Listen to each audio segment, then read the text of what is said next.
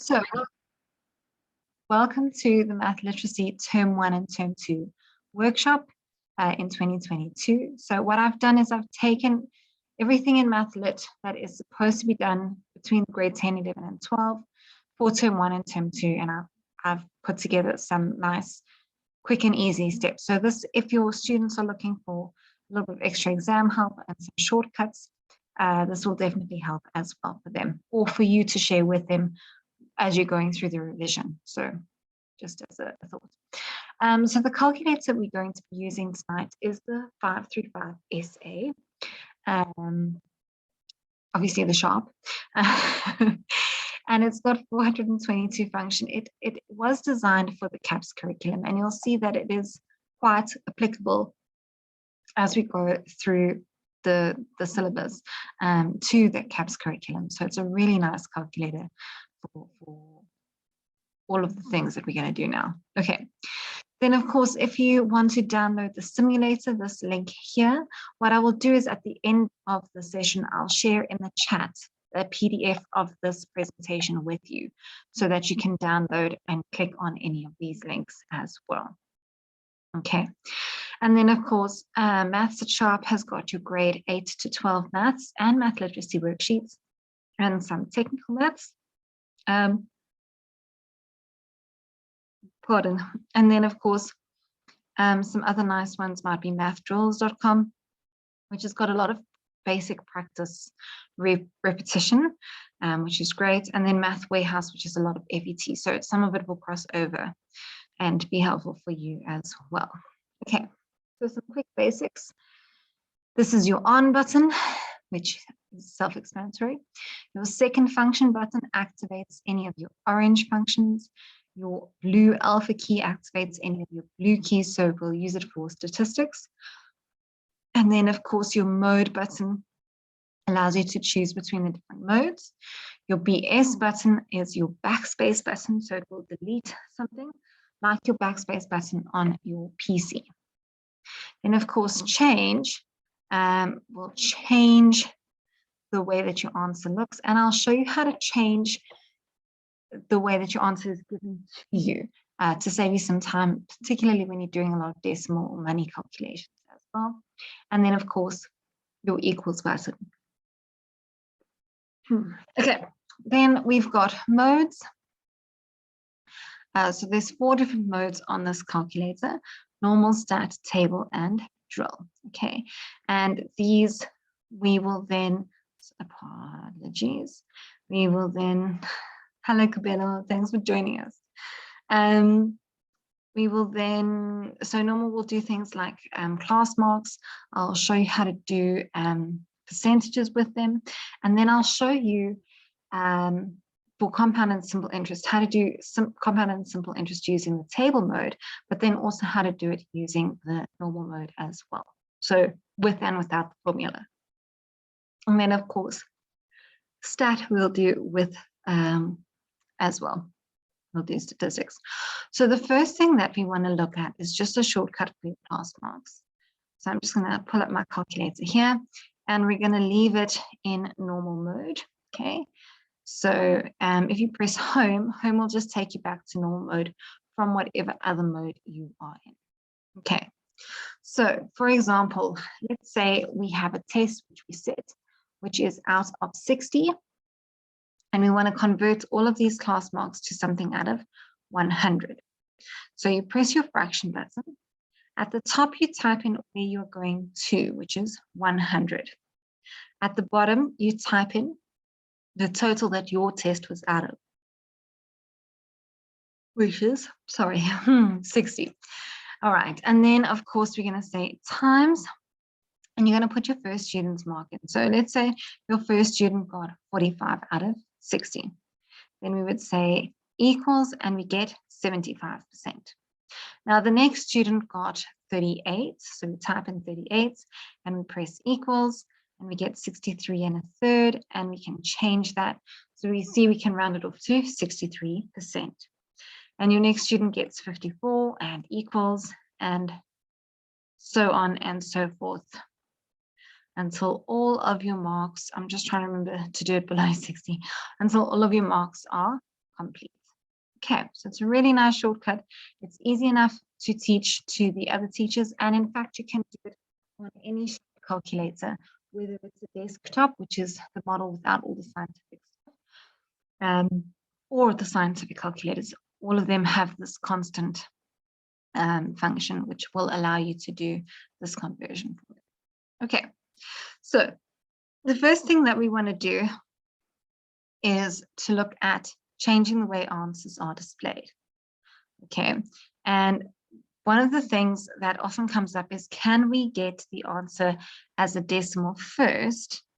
And then if we want it as a fraction, we can then change it. So to do that, we would say setup, and then we're going to choose 2 for editor, and we kind of choose 0 for right view. And you'll see there's 2 answers, exact and approximate. Okay, so we're going to use the exact is how your calculator comes set up. Okay, so that's where you would have your answers given to you as a fraction or a third or with pi in it. Approximate gives you the answer as a decimal first. So when I do a calculation that requires a decimal answer, it's going to show it to me as a decimal first. And then, of course, we can change it and it will give us the fraction. So it's just a way to change the way that your answers look.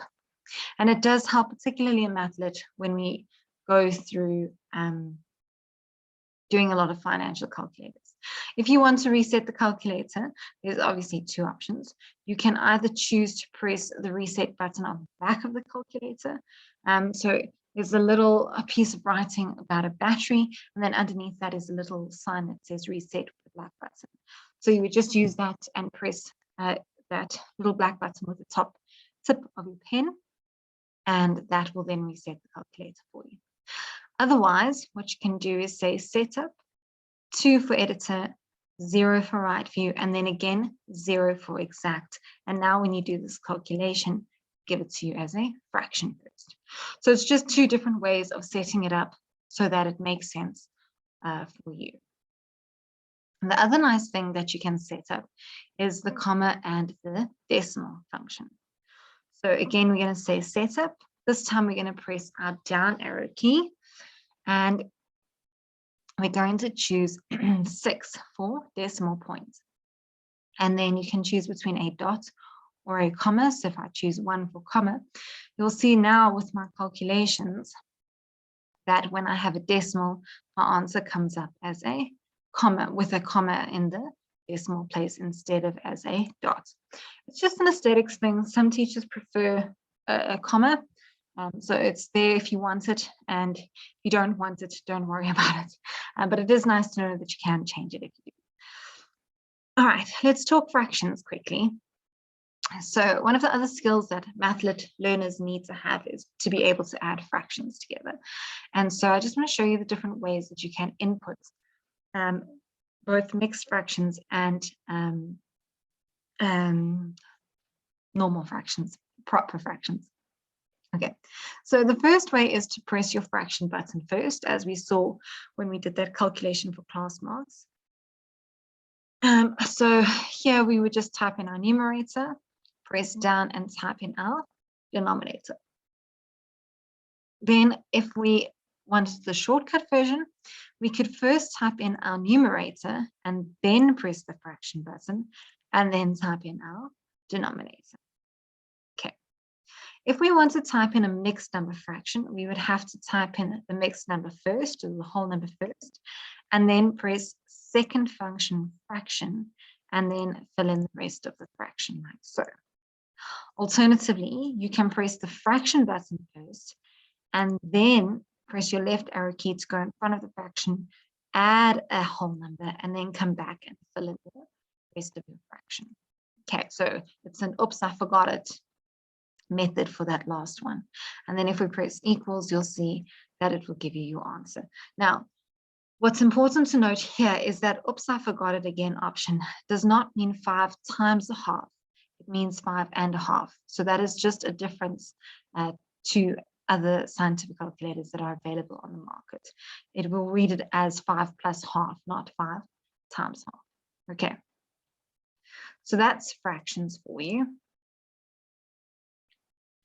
Then, of course, we've also got the option of rounding off any of our solutions, our decimal solutions. So to round off something, we're going to go back into setup. And this time we're going to choose 1 for FSE.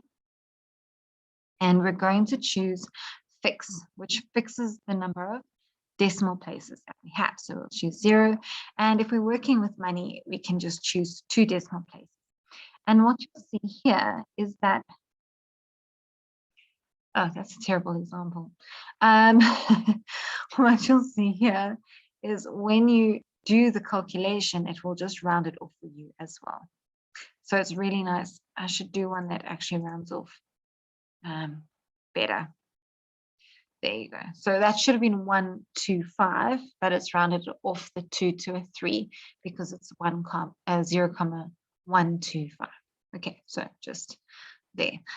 If you want to change it back to the way it was, setup 1 for FSE and then choose 3 for norm 1. And you can see now it's changed that back again as well. Okay, great.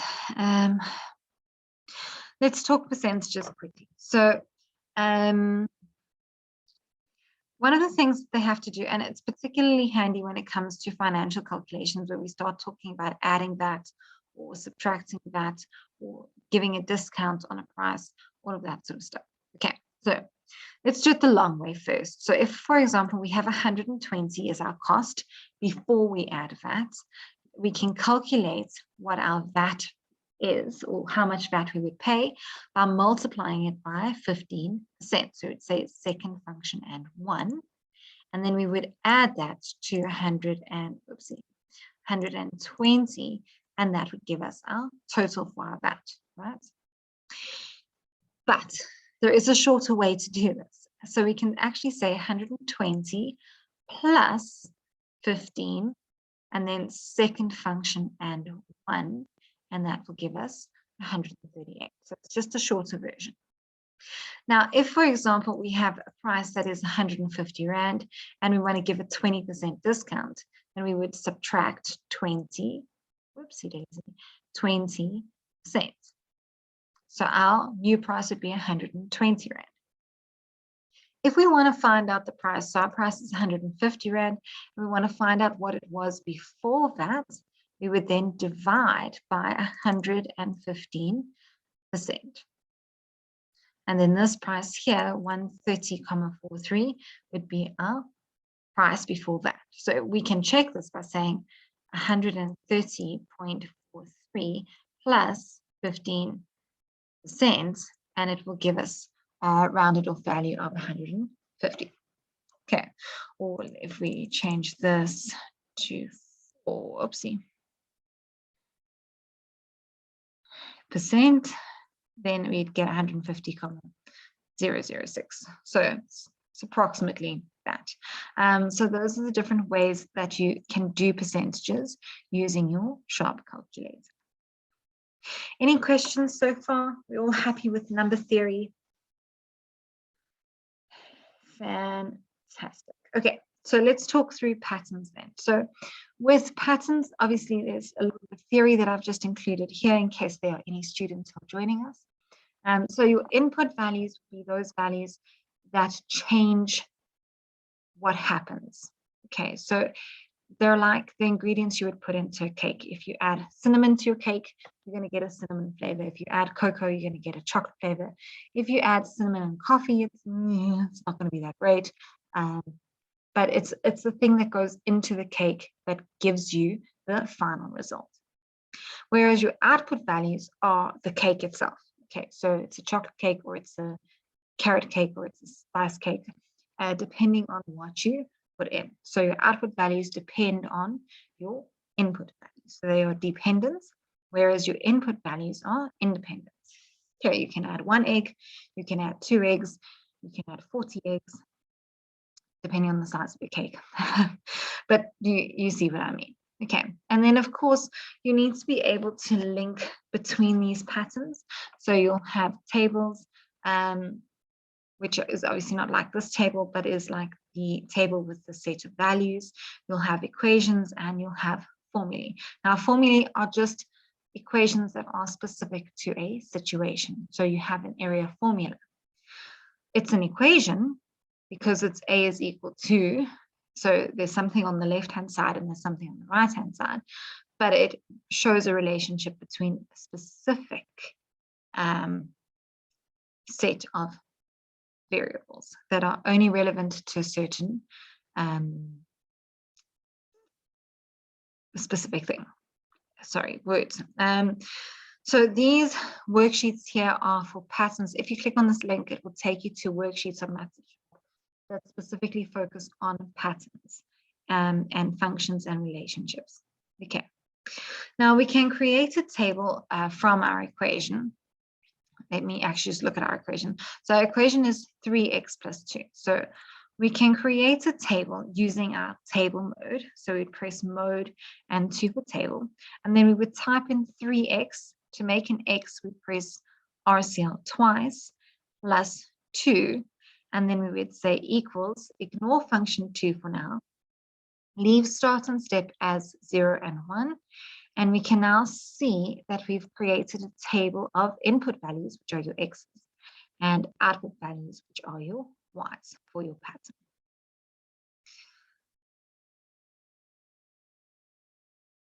Okay. Any questions so far? We're all happy? Awesome. Okay. Let's talk through finance. So here's some tariffs. I'm sorry, it's not water tariffs. Maybe. But I just used a basic cell phone concept because I just want to share some basic things. So for example, a tariff is the rate that you would pay per unit that you use. Okay, so again, you can put this rate into your calculator, into your table mode, and create a table of costs. So here, I'm back in table mode. I'm just press on twice. My rate here is 0.95 cents times the number of minutes that I use.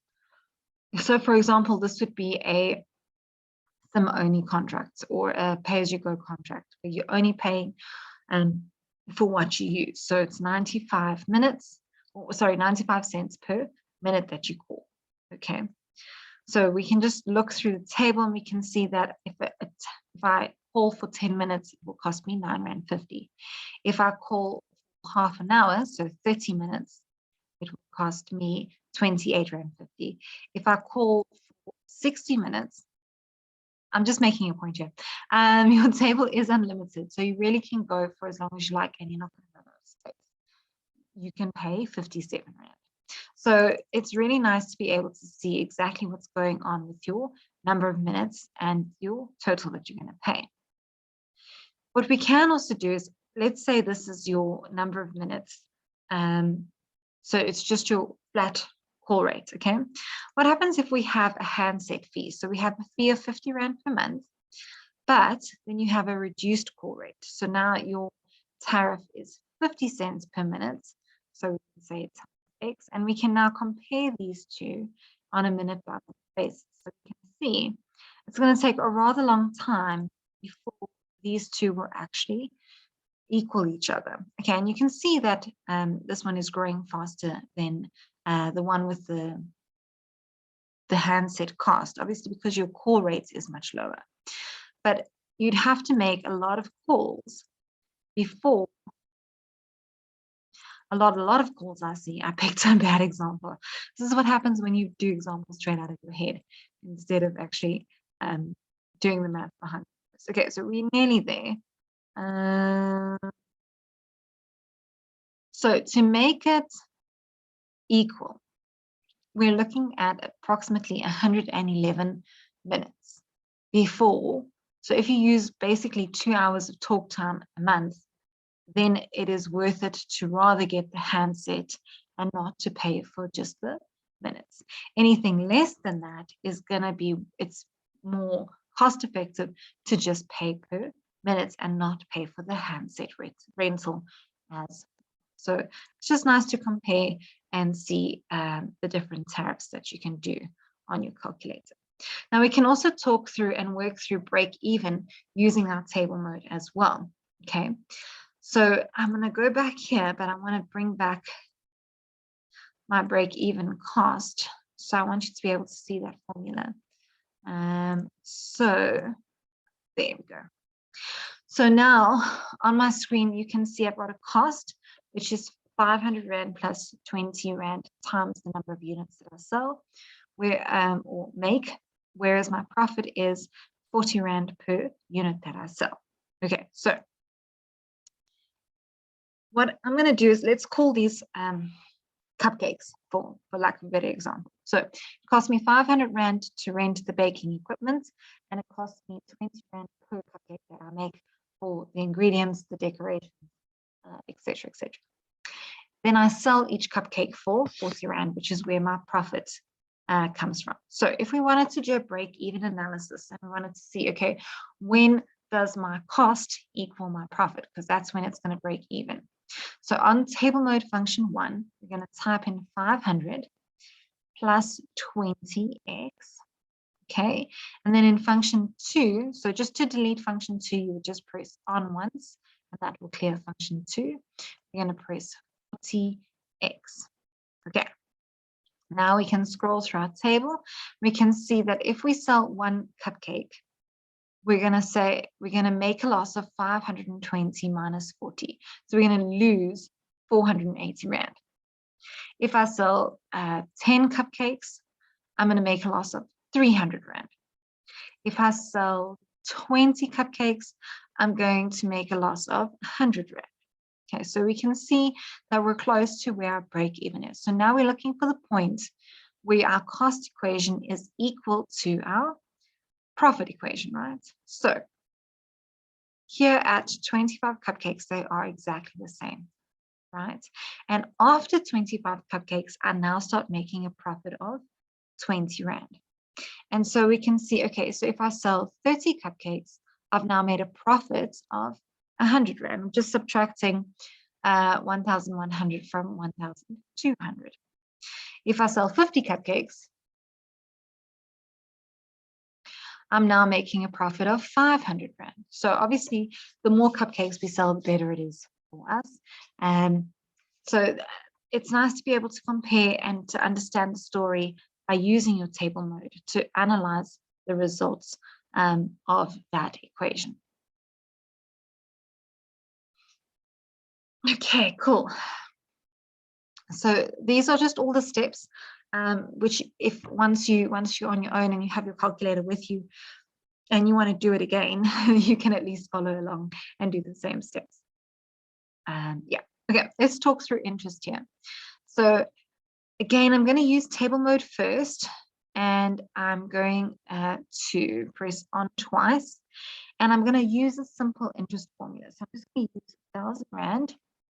And I'm going to use an interest rate of, to make it interesting, 9% per annum. So just divide it by 100. I like to do it this way because of compound interest. So it's actually more relevant for the maths than the maths, but anyway, it's fine.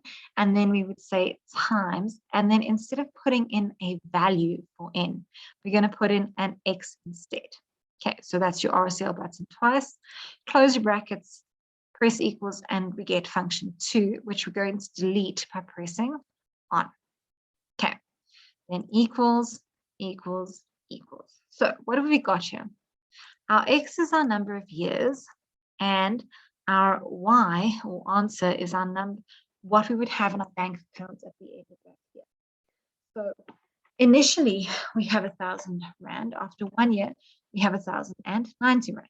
So we've added 9% of the previous year's amount. After 2 years, we've got 1,180 Rand. So we added another 90 Rand, which is 9% of the initial amount. And we can scroll through and we can see we keep adding 90 Rand each time. Okay, and it's because it's 9% of the original 1,000 Rand. Okay, now, if we have compound interest, so we're going to leave the simple interest formula here, press equals, and in function 2, I'm going to type in my compound interest formula as well. Okay, so 1 plus, I'm going to use the same values because it makes comparing a little bit easier. And then I'm going to use my exponent button, which is y to the x, and press RCL. Okay, so there's my compound interest formula, and equals, and now we can compare. So after year 1, we can see that both the simple interest and the compound interest values are exactly the same. And that is because they both took 9% of the initial amount. But after year 2, we can see that our compound interest has earned an extra R8.10. And the reason for that is because it takes 9% of the previous amount and not 9% of the initial amount like our simple interest. So as we scroll, we'll see that the compound interest account is growing at a much faster rate than the simple interest account because we're earning money on the money we've already earned. Okay, so it just makes your account grow that much faster, which is great. So we can ask things like, when will my money double? In the compound interest account, we can see that's after approximately 8 years or 9 years. And for the simple interest account, we can see it's approximately between 11 and 12 years. Okay. If we wanted to say, okay, when is my compound interest double the amount of my simple interest? It would be here at 20 years. So after 20 years, my compound interest has literally doubled the value of my simple interest account just by using the value or the power of compound interest. So it's a really nice way to teach this to your students. Now, I know you're not allowed to use the formula, or you're not supposed to use the formula, even though they learn it in grade 9. Okay, so let me show you another way to deal with this. So let's keep to the same example, and I'll start with simple interest first. So with simple interest, what we would do is we would find out what is 9% of our initial value, which is 90. Then we would say 1,000 plus 90 is equal to 1,090. And then we would say plus 90 is equal to 1,180. And if you keep pressing equals, it will generate that same pattern for you, but without using the formula. For compound interest, I want to show you a shortcut first. Okay, so you've got these keys, D1, D2, D3. Okay, and they're called user-defined shortcut keys. So basically what they do is they allow you to choose a function that you want to make faster or to make into one button instead of having to use the second function and then that button. Okay, so it's just supposed to save you time. So here we're going to store into D1 our percentage functions. We're going to store second function and 1. Okay, and then we're going to say 1,000 plus 9%, right? That will give us year 1. For year 2, we're just going to say plus 9%, because we're adding 9% to the previous year's amount, and then plus 9%, and then plus 9%. And you'll see, obviously, you would have to round off. So if we had our settings still where we had it at the fixed rates, it would just be 1,411.58, and then plus 9%. And you would just keep going like that the entire time. Okay, so that's simple and compound interest with all the things, doing it manually without the calculator. Well, sorry, without the formula. Are there any questions here? Are we all good? Feeling good? Happy? All right, let's talk through measurement here. Okay, so the first thing that we need to see is to convert minutes to hours. So let me show you quickly how to do that. So again, we're in our normal mode, and we have this button here called DMS, which is degrees, minutes, seconds, which uses the same number system as hours, minutes, and seconds. So what we do is we put an hours holder, a 0 in hours placeholder, press DMS, And then we type in the number of minutes that we want to convert into hours. So we can say 800 and we say equals, and it gives us 13 hours and 20 minutes. Now, if we wanted that as a ratio or a decimal, we could say second function DMS, and we can see that it's 13 1/3 of an hour. Or if we change it, 13,33333. So that's the one way we can use conversions. Then, of course, we can also do the speed, distance, time calculation.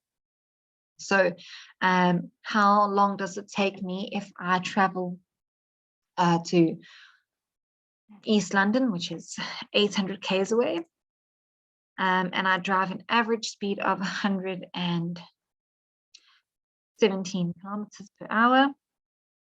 Don't tell my husband. And then we press equals and we get 6 hours and something. So I'm going to guess at about 6 hours and 45 minutes-ish. But I'm going to be wrong. So we're going to press second function and DMS, and we're going to get 6 hours, 50 minutes, and 15 seconds. Now, the other thing that someone mentioned in the notes is reading the timetables or the tide tables. And so you can also do the time calculation on the calculator. So for example, if Susie gets on the bus at 7:45 and she gets off at 11:15, how long was she on the bus for? Then we can say 11 DMS and then 15 for 11:15 minus, we said 7:45, right? So 7 DMS 45 and then equals, and we get 3 hours and 30 minutes. Now you'll see this space for a second. So if I wanted to include a seconds calculation, I would just add an extra DMS button or a little degree sign and then put in my seconds. Then that will change that as well. Let me just go back here.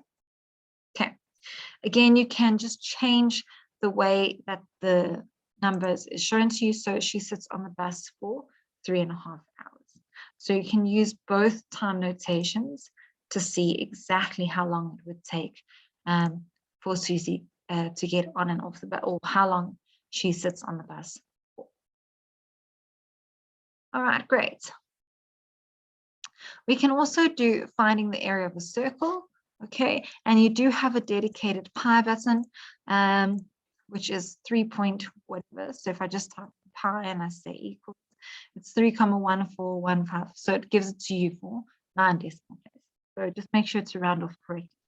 Now, if we wanted to say pi r squared, for example, so it's the area of a circle, we would type in pi, say times, and then let's say the radius of our circle is 5, and we would square that, and equals, and we get 25 pi, and again, we can just change that. So our final answer is 78,5, and if we round off 4 units squared, whatever units we were given there for that circle's measurement, centimeters. Okay, are we all still good? Any questions? All right, fantastic, cool. Okay, so let's talk through data handling then. So I'm actually just going to do, I'm just going to make up an example here. So you're going to press mode and choose 1 for stat. Now for math literacy, the only statistics that are important to you is the 0 function, which is single data. Thanks, Anandi. Okay, so we're going to choose 0. Okay, now in your table, you would just simply type in your values and press equals after each one.